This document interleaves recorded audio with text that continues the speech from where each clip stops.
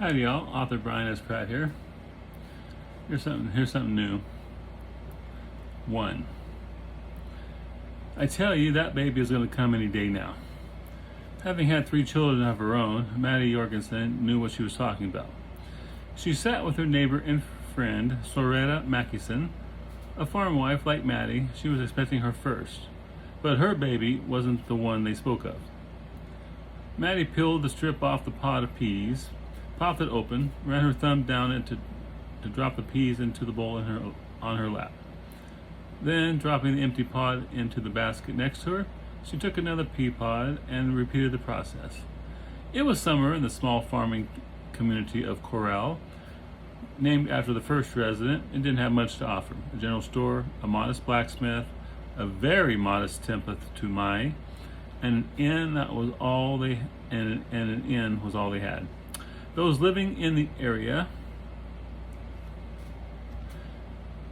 tended to make do. Everyone depended on everyone else, and for as long as Maddie could remember, they had little problems. Oh sure, there was that time when young Cog Schnelt stole a cow and then tried to sell it back to the one he stole it from. Such an occurrence had primed the gossip mills for years afterward. I heard she wasn't doing too well, Soretta said. Poor Gretel, I feel for her. She, too, shelled peas, lending her friend a hand while they spent an afternoon together. It was a rare moment of peace and quiet, and even rarer that they could share it with each other. Yes, Maddie said. Her first was a hard labor. This one is looking to be even worse. She paused with another pea pod in hand and glanced to her friend. I hear she has lost weight. A pause, then too much weight. It is in the hands of the gods, Soretta waxed philosophically. Maddie's oldest, John, worked with his father out in the field. Though they got by with primarily farming, they did have some cattle. A good rain a few weeks ago now had their hay at the point where they could reap it. They'd need it to get the cattle through the winter. Her middle child, Maddie J., who had just turned 11, was out there helping. On a farm, everyone did their share, except little Lorraine. Only 6, she played out in the front yard. From her mother's vantage point inside the house, she was visible through the open doorway. Their 2 dogs lay beside her while she worked to stack sticks in a pile. What the pile was supposed to be, her mother couldn't quite tell, but Lori, as her mother called her, enjoyed stacking sticks. Sometimes her focus on whatever project she was in upon was intense. Life was good. Their kingdom was at peace. The last few years, crops had yielded sufficiently to provide for all their wants, had even allowed Maddie to get a new dress and a doll for little Lori. Her husband was a good man. He treated her well and listened to her advice. He would come to her with problems and they would figure out a solution together. That's not to say that their figuring didn't get heated at times, but in the end, they worked out their problems and life was good. Did you hear that Bella's boy is sparking that girl from Singleton? Soretta asked. Laughing, Mary replied, that poor boy, he's in way over his head. Not to mention that her mother is. As the pair gossiped and shelled peas, Maddie kept an eye on her daughter, who continued to stack sticks in the front yard. Hello, the house. A most profound debate over the merits of batting used in quilts came to an abrupt halt by a hail from the road. Who can that be? Maddie asked. Putting her bowl of shelled peas on the table, she stood and crossed the doorway. Why, it's Father Michael. Father Michael was a local priest who saw after the locals. May wasn't one of the greater gods in the pantheon. He was the god of crops, seasons, and chickens. Why chickens? Not even the priest could give you an explanation. But those who wanted a good yield in egg production, they would light a candle and offer a prayer. He sat in his small carriage that he used for traveling the area, ministering to those in need. What brings you here, Father? Maddie asked. Out of the corner of her eye, she noticed that her daughter, Lori, was no longer stacking sticks. Her gaze was upon the priest. Taking herbs and a poultice to Gretel to help with the baby, he explained. Can we provide you with something to drink? Maddie asked. Soretta had come to stand with her in the doorway. He gazed out at the sun beating down upon him. That would be wonderful. Spying the bowl of shelled peas in Soretta's hand, he added, a handful of peas wouldn't be turned away either. "Oh," Soretta said as she came forward. "Here, have all you like." Father Michael took a small handful and thanked her, then offered her a blessing. He popped a couple in his mouth and chewed while he waited for Mary to return with his drink. "Just simple water, I'm afraid, Father," Maddie said. "Water is what keeps the plants alive," he said, taking the mug from her. "I'm sure it will do good for me as well." Then he knocked it back and downed it in one go. "Ah," he said with satisfaction, "that was wonderful. The blessings of Mai be upon you." She smiled and took back the mug. "Thank you, Father." "Well, I must be off," he explained. "I'd love to stay and chat, but I'm in need, but I need to return as soon as I can. Old Henry isn't doing too well. Fever, and his skin holds a bit of a pall." "Oh my," Maddie said, "I hope he will be okay." "May will see to him," he replied. Giving the ladies a slight nod, he popped a few more peas into his mouth and then flicked the reins to get his horse moving. His wheels hadn't turned a full revolution before the left one fell off. "Oh, bother," he exclaimed. "Father," the ladies cried. He hopped off the carriage and saw the wheel had not only fallen off, but that a spoke had sheared in half. "Now what am I going to do?" he asked. "Don't worry, Father," Maddie said. "I'm sure my husband can fix this when he returns this evening. But I need to get those herbs to Gretel." "You could ride your horse," she said. He didn't look too happy about doing such a thing.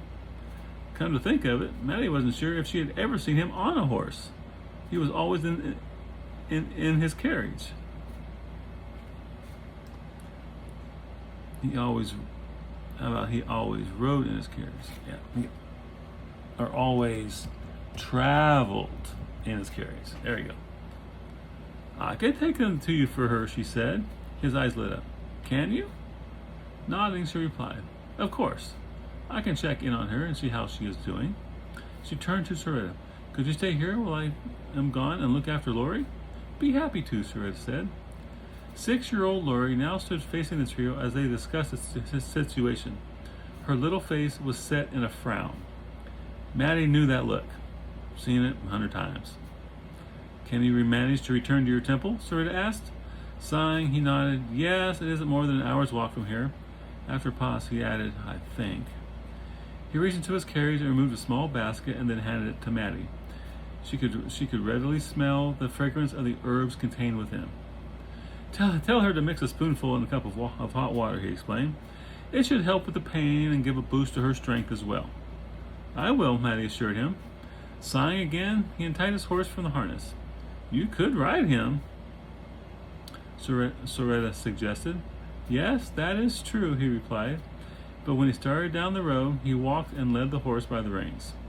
Once Father Michael had progressed down the road a bit, Maddie said, "I better get the wagon ready." She glanced to her daughter and sighed.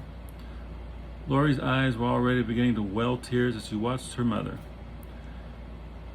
That girl had the worst case of separation anxiety than any other child in the area. Half the time when Maddie planned to leave, she would go into a crying fit. "I'll be right back," she assured her. Kneeling down on one knee to bring her at eye level with her youngest, Maddie gave her a hug. "Soretta will be here to look after you."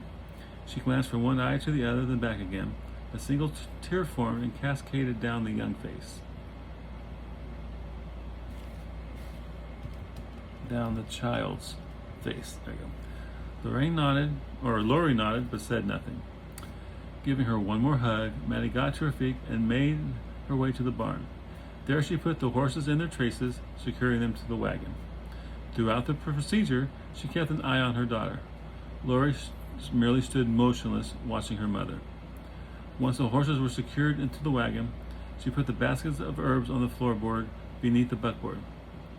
She made to climb into the wagon, took hold of the rail and put a foot on the step. A heart-wrenching cry split the quiet afternoon. "Here it comes," she mumbled to herself.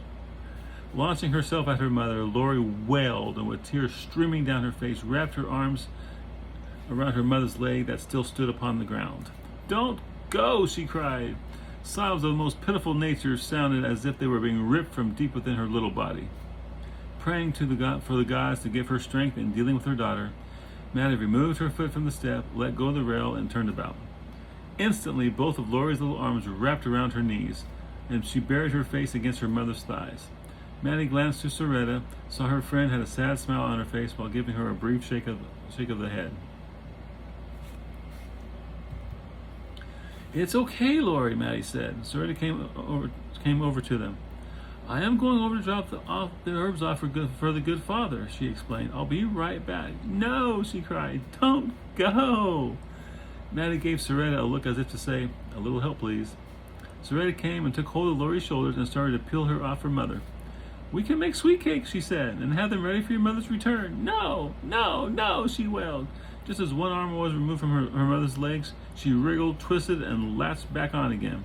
Finally, Soretta got a firm hold of her and managed to wrest her away from her mother. The shrieking worsened. "Thank you," Maddie said. Soretta gave her a reassuring look. "We'll be fine." Lori struggled against her, trying to once again reach her mother. "This stage will pass soon enough," she told her. "I hope so," Maddie said, then climbed up onto the bench. Taking the reins, she was just about ready to flick them to get the wagon rolling when Lori managed to free herself from Soretta's grip and practically leapt forward to wrap her arms and legs around one of the wagon wheels. "Lori," her mother scolded, "let go, I have to go." For another full minute, her daughter held onto the wheel, then miraculously, suddenly, let go.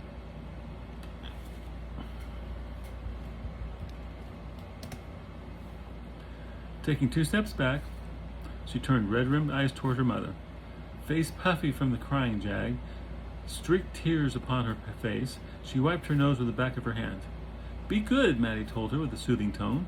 Snuffling, Lori nodded. Her little mouth opened as if she wanted to say something, then it closed. Opened again, then closed. As her mother flicked the reins to get the wagon rolling, Soretta came and took Lori's hand. "Be safe," Soretta told her friend. "I will," Maddie replied. Then to Lori, "Love you, you little chipmunk." Lori held Soretta's hand very tightly. She nodded. "Come," Soretta said as Maddie left the yard and turned the wagon down the road. "Let's get those sweet cakes started." With a lingering look to her mother, who was moving away, Lori walked with Soretta back to the house. Gretel's farmhouse was several miles up into the hills. She took her time to think. I better say Maddie, so people know who I'm talking about. Maddie took her time to think about her daughter. Lori took more patience than any other child, than any of her. Lori took more patience than had any of her other children. That's better. Other than frequent fits and crying jags when separation was imminent, Lori tended to be a model child.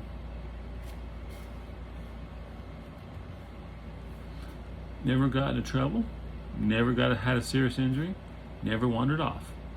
If only Maddie could get Lori to be okay when she had to leave her at home. The wagon creaked along as it rolled along Twin Rabbit Road. It took her an hour before she came to the bridge spanning Barrel Creek. The bridge had barely come into view when she saw another wagon pull onto the bridge and start to cross. She sighed when she saw the old biddy Beatrice. Oh, she wasn't too bad, if taken in moderation. Easily 60 years old if she was a day, Beatrice had lost her husband several years back. Lost was a relative term, for one day he up and disappeared and hadn't been seen since. Most figured his body was buried somewhere in the hills, for he hadn't been the best of husbands.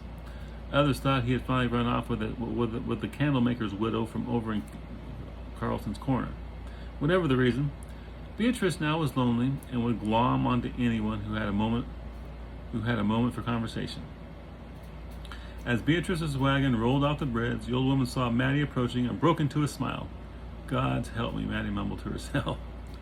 As the two wagons came together, Beatrice pulled back on the reins, bringing her wagon to a halt. "Maddie, how good to see you," Beatrice began. Always respectful of her elders and one who tried to be kind and courteous, Maddie brought her wagon to a stop as well. "How are you doing, Bee?" "Oh, you know," Beatrice began. "The back's been off ever since I fell off the porch last spring. If not for my Colton, I don't know what I would do." Colton was, of course, her oldest son and the only offspring of hers to live anywhere nearby. "Always good to have family in times of trouble," Maddie waxed philosophically. Truer words were never spoken. Well, Bea, I have, Maddie began. Oh, did you hear about the Portmans over in Malik's Cross? Beatrice said, cutting her off. They hired that layabout Nathaniel to work in their field. She clucked a couple times as she shook her head. They'll never get their hay in now.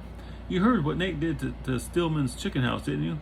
No, Maddie began. Well, it burned to the ground. Maddie sighed and waited for her to pause so she could say she had to get going, which she did.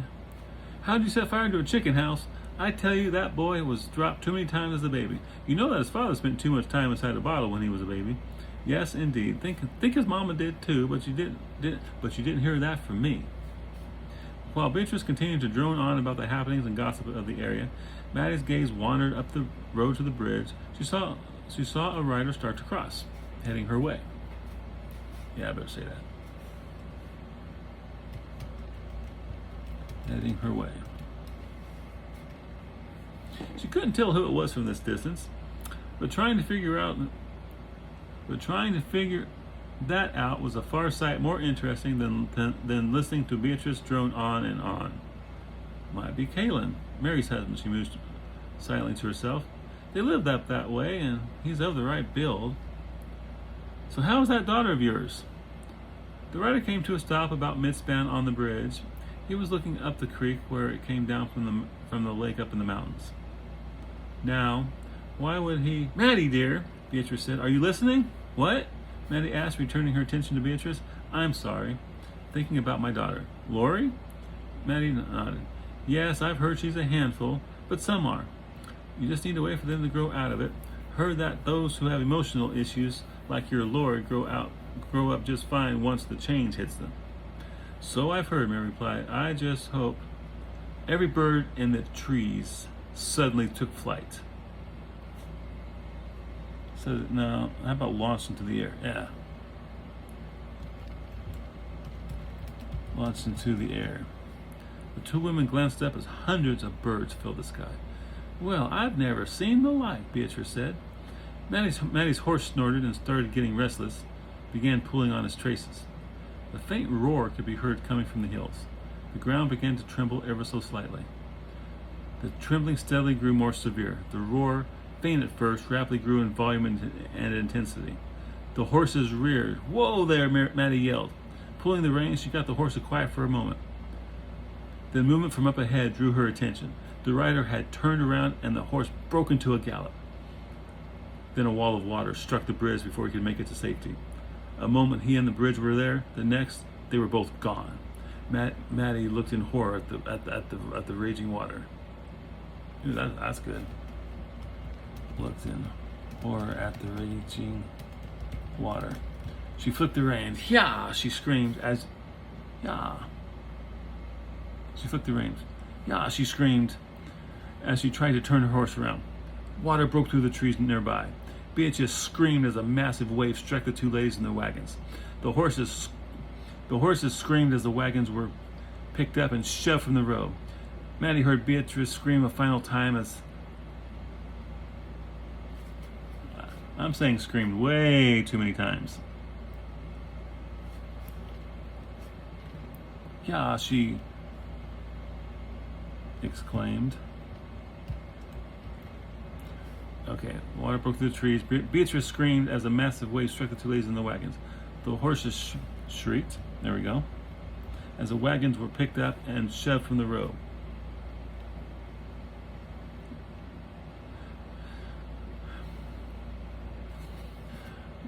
Maddie heard Beatrice cry out. There you go. Cry out one final time. One last time. I like that. One last time as Maddie's wagon struck a large tree trunk. Wood splintered, the wagon shattered, and Maddie was lost from sight. Lori! Soretta hollered. The sweet cakes were fresh from the oven as she stood in the farmhouse doorway with pan in hand. Lori! She hollered again. They're ready. Come get them while they're hot. The pile of sticks where Lori had been stacking for so long was deserted. The pile stood in a jumbled disarray.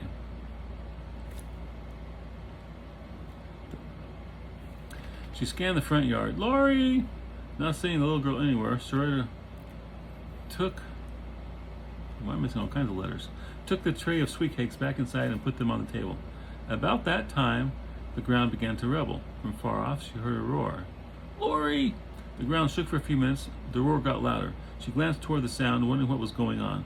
But then it quieted and all grew calm. When it didn't reoccur, she returned to the matter at hand. Where was that girl? She muttered to herself. Growing concerned, she started a systematic search of the farmhouse, then the surrounding buildings. It was nearly sunset when Maddie cracked an eye open and tried to move, but couldn't. Pain erupted from an arm and a leg. Panic set in. She was all but submerged. Her head and a little of her shoulders were above water. The rest was pinned beneath the surface. Branches covered her and nearly fully obscured her view. A little bit of the evening sun filtered through, and through one small patch she could see blue sky. Her left leg and right arm hurt severely, broken most likely. Help, she screamed, giving it all she had. But what she had only allowed a bare whisper to escape her. I'm here, Mommy, a voice said. Lord, she began and started to cough. A small hand moved to one of the branches near her face. Lori appeared. It's going to be okay, she said. Daddy will be here soon. How? She began and started to cough. Something was pressing on her chest. Breathing was difficult. Speech was nearly impossible. Lori moved some more branches. She saw her daughter was in the water too. Water plastered her hair against her face. I found you. Maddie nodded. Then she felt Lori take hold of her right hand and gave a squeeze. She saw her daughter turn and look off a ways. Daddy! She hollered. I heard something, a male voice exclaimed. Daddy! Lori hollered again. She raised a hand and waved. We're over here! A dozen people splashed through the water toward them. Get this stuff off her now, Maddie's husband commanded.